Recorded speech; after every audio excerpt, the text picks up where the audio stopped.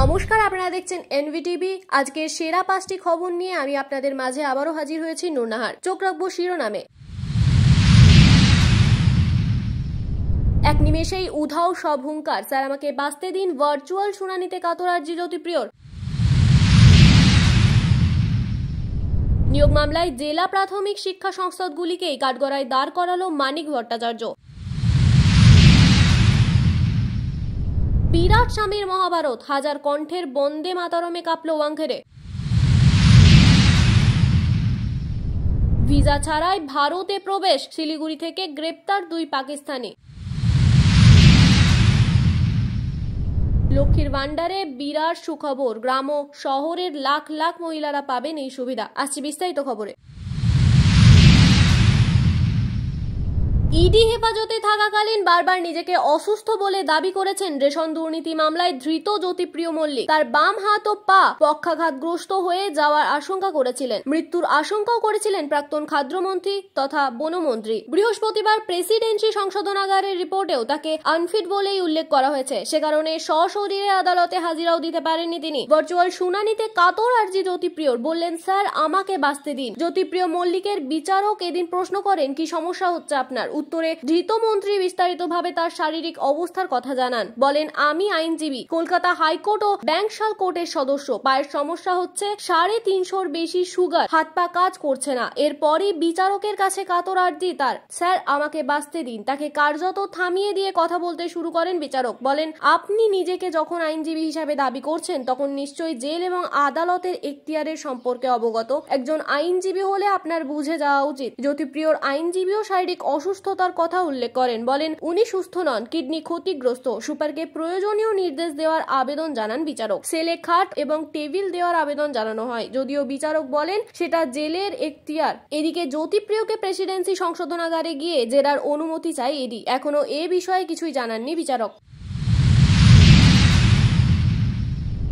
প্রাথমিকের নিয়োগ দুর্নীতি মামলায় বৃহস্পতিবার কলকাতা হাইকোর্টে বিস্ফোরক দাবি করলেন ধৃত প্রাক্তন পর্ষদ সভাপতি মানিক ভট্টাচার্য। বৃহস্পতিবার কলকাতা হাইকোর্টের বিচারপতি তীর্থশঙ্কর ঘোষের এজলাসে মানিকের জামিনের মামলার শুনানি ছিল। সেখানেই মানিকের আইনজীবীর দায়ী নিয়োগের প্যানেল তৈরি করে জেলা প্রাথমিক শিক্ষা সংসদ। ফলে নিয়োগে কোনো অনিয়ম হয়ে থাকলে সেটা জেলা প্রাথমিক শিক্ষা সংসদের মাধ্যমেই হবে। ফলে অনিয়মের সঙ্গে তার মক্কেলের কোনোভাবেই জড়িত নয়। অর্থাৎ নিয়োগ মামলায় কোনো দুর্নীতি হয়ে থাকলেও তার দায়ভার মানিকের নয়, বরং জেলা প্রাথমিক শিক্ষা সংসদগুলির। এদিনের শুনানিতে আইনজীবী মারফত মানিক ভট্টাচার্য এমনটাই দাবি করেছেন বলে মনে করা হচ্ছে। এদিন আদালতে মানিকের আইনজীবী জানান নিয়োগ মামলায় পর্ষদের তালিকায় নাম ছিল না এমন 98 জনকে নিয়োগ করা হয়েছিল। ওই বিষয়ে হাইকোর্টের অন্য বেঞ্চে মামলা চলছে। আদালতে মানিকের আইনজীবী আরো বলেছেন এর থেকেই তো স্পষ্ট নিয়োগ দুর্নীতির সঙ্গে সরাসরি পর্ষদ সভাপতির কোনো যোগ নেই। এরপরই মানিকের কাছে বিচারপতি জানতে চান পর্ষদ সভাপতির অনুমতি ছাড়া কিভাবে নিয়োগ সম্ভব। এজলাসে মানিক বিচারপতিকে বলেন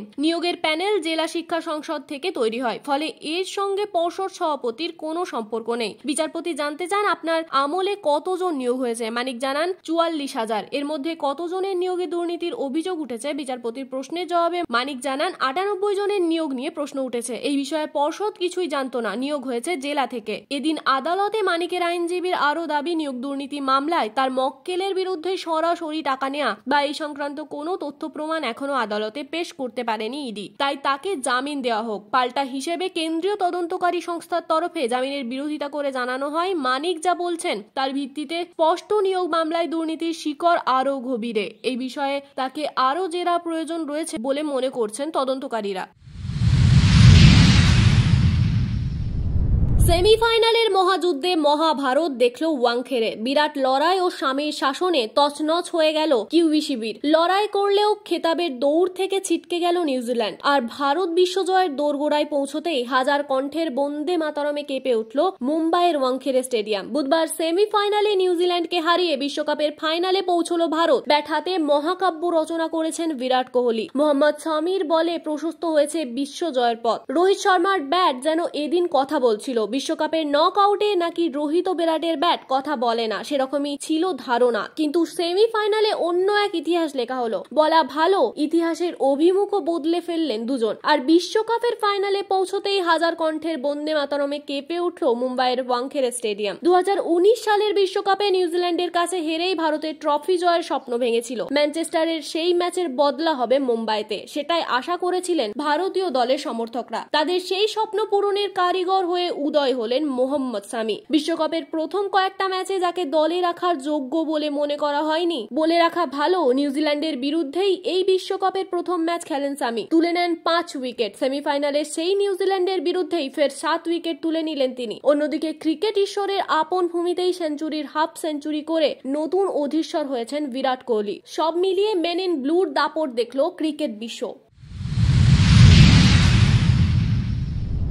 অবৈধভাবে ভারতে প্রবেশের অভিযোগে ভারত নেপাল সীমান্তের পানি টাঙ্কিতে এসএসবির 41 ব্যাটালিয়নের হাতে ধরা পড়ল পাকিস্তানি মা ও ছেলে। জিজ্ঞাসাবাদের পর দুজনকেই দার্জিলিং জেলা পুলিশের খারিবাড়ি থানায় হস্তান্তর করা হয়েছে। পুলিশ ওই মহিলাকে আটক করে এবং কিশোর আইনে শিশুটিকে হেফাজতে নেয়। পুলিশ জানিয়েছে ধৃতদের নাম শায়েস্তা হানিফ ও আরিয়ান মোহাম্মদ হানিফ। বৃহস্পতিবার বিদেশি আইনে ওই মহিলাকে শিলিগুড়ি আদালতে পেশ করা হবে। জানা গিয়েছে বুধবার বিকেলে নেপালের কাকরভিটা থেকে মেচি নদীর ওপর নির্মিত এশিয়ান হাইওয়ে সেতু হয়ে শিলিগুড়ি বিভাগের খড়িবাড়ি ব্লকের অন্তর্গত ভারত নেপাল সীমান্ত পানি ট্যাঙ্কিতে পৌঁছায় পাকিস্তানি মা ও ছেলে। তল্লাশির সময় তাদের কাছ থেকে পাকিস্তানি পাসপোর্ট ও অন্যান্য নথি উদ্ধার করে এসএসবির জওয়ানরা। এরপর তাদের দুজনকে আটক করা হয়। পাসপোর্ট অনুযায়ী তারা দুজনই পাকিস্তানের করাচির গাহানমার স্ট্রিট সারাফা বাজারের বাসিন্দা। গত বছরের 29 মে এই মা ও ছেলের পাসপোর্ট ইস্যু করে পাকিস্তান সরকার। মহিলার পাসপোর্ট 2032 পর্যন্ত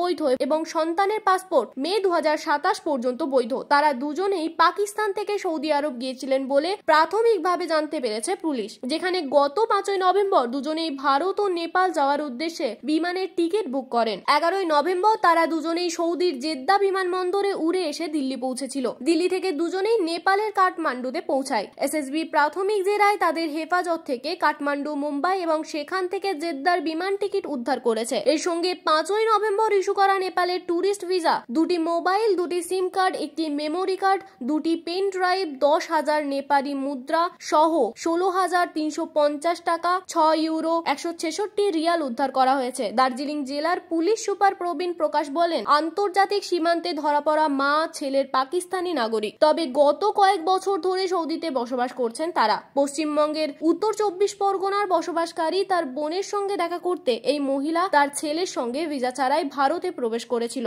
আমরা পুরো ঘটনার তদন্ত করছি। লক্ষ্মীর ভান্ডার নিয়ে ফের বড় ঘোষণা মুখ্যমন্ত্রী মমতা বন্দ্যোপাধ্যায়ের, আর তাতেই মুখে হাসি ফুটেছে বাংলার মহিলাদের মুখে। এবার থেকে লক্ষ্মী ভান্ডারে আবেদন করার জন্য আর দুয়ারে সরকার শিবির হওয়া পর্যন্ত অপেক্ষা করতে হবে না। যাতে সারা বছরই লক্ষ্মী ভান্ডারের জন্য আবেদন করা যায় তারই ব্যবস্থা করল রাজ্য প্রশাসন। প্রসঙ্গত, গত সেপ্টেম্বর মাসে শেষ দুয়ারে সরকার শিবির আয়োজিত হয়েছিল। সরকারি একটি সূত্র মতে শেষ দুয়ারে সরকার শিবিরে আবেদনের ভিত্তিতে নতুন করে 9.5 লক্ষ মহিলার নাম লক্ষ্মী ভান্ডার প্রকল্পের উপভোক্তার তালিকায় অন্তর্ভুক্ত হয়েছে। সূত্রের খবর, লক্ষ্মী ভান্ডারের সুবিধাভোগীর সংখ্যা দ্রুতই 2 কোটির গণ্ডি পেরিয়ে যেতে চলেছে, যা নিঃসন্দেহে একটি মাইলস্টোন। তবে রাজ্য সরকারের নতুন নিয়মের ফলে এবার সারা বছরই লক্ষ্মী ভান্ডারের জন্য আবেদন করা যাবে। লক্ষ্মী ভান্ডারের নিয়ম অনুযায়ী কোনো মহিলার বয়স যদি 25 বছর হয় তাহলেই তিনি লক্ষ্মী ভান্ডার প্রকল্পের জন্য আবেদন করতে পারেন। তবে লক্ষ্মী ভান্ডারের গ্রাম ও শহরের জন্য আলাদা নিয়মে আবেদন করতে হবে।